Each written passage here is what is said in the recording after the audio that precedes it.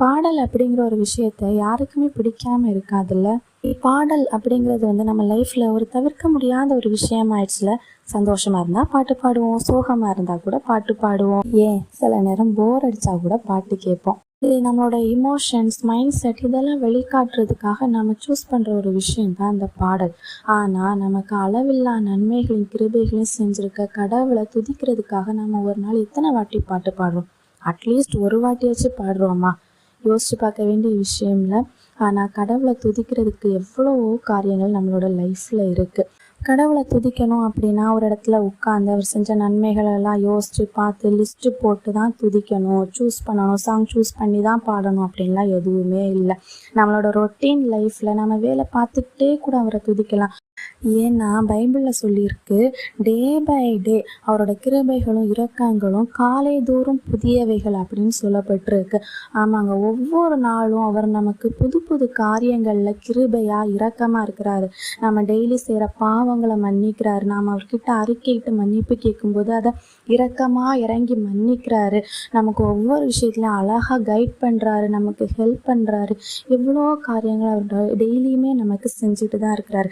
ஆனால் நாம் அவருக்காக என்ன செய்கிறோம்? நம்மளோட ரொட்டீன் லைஃப்பில் நம்ம பார்க்குற வேலையை பார்த்துக்கிட்டே கூட அவரை துதிச்சு பாடலாம். சங்கீதம் 98:1 சொல்லியிருக்கு, கர்த்தருக்கு புதுப்பாட்டை பாடுங்கள், அவர் அதிசயங்களை செய்திருக்கிறார், அவருடைய வலது கரமும் அவருடைய பரிசுத்த புயமும் ரட்சிப்பை உண்டாக்கினது. அவர் நமக்கு எத்தனையோ அதிசயமான காரியங்களை செஞ்சுருக்காரு. நாமளே நடக்குமா நடக்காதா, சில நேரங்கள் இது நடக்காதுன்னு கூட நம்ம முடிவு பண்ணியிருப்போம். ஆனால் அந்த காரியத்தை கூட அவர் நமக்காக அதிசயமாக செஞ்சுருக்காரு.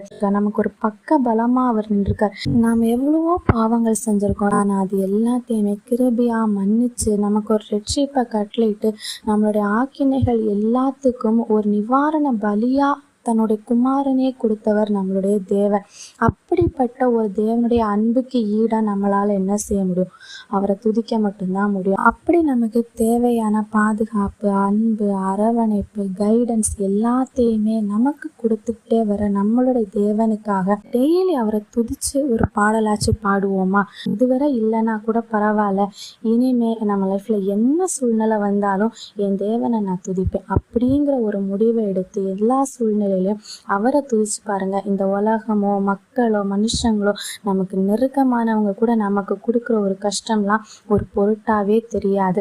தேவனை துதிக்கும் போது நம்ம மனசுக்கு ஒரு நிறைவான சந்தோஷம் கிடைக்கும். அந்த சந்தோஷத்தோட நித்திய வாழ்க்கைக்கு நேரம் நம்மளோட பயணத்தை தொடர்வோமா?